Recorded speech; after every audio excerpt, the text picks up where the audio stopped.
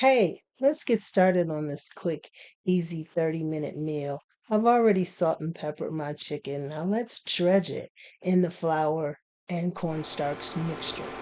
Now we'll melt some olive oil and some butter in a skillet and get it nice and hot. We'll add our chicken. Let's brown it so that it's nice and crispy, cooking it on each side for at least 7 to 10 minutes. Do you see the color on the chicken? That's what we're going for. It's nice and golden brown. Now let's take it out of the skillet and set it aside so that we can start on the sauce. If you like what I'm cooking, please subscribe. Adding another tablespoon of butter, let's saute our shallots, our peppers, and our garlic together. We'll saute them until they become translucent and they smell oh so good. All right, it is time to add some creamy goodness. Start by pouring in the chicken stock, add the white wine. Oh, and let's add the heavy cream.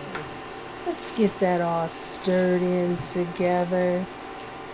Look at that sauce. It's really starting to get creamy. Let's let it simmer. Oh, look how yummy it looks.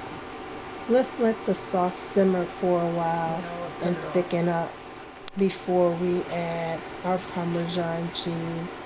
I think it's about time. So we'll add some Parmesan cheese. Parmesan cheese seems to enhance that rich flavor of this sauce. It goes so well with the chicken stock and white wine. Now we'll add our spinach. Now let's let our baby spinach cook and soak up some of that flavor from the sauce. Now that our spinach is in the skillet, let's add a little salt for flavor. Now let's let our spinach cook down, and as it cooks down, we'll add our chicken into the skillet. I've got my bow tie pasta cooking and ready. Now let's let our chicken simmer in the sauce for at least 5 minutes. Our pasta is all ready, so let's get this plated up.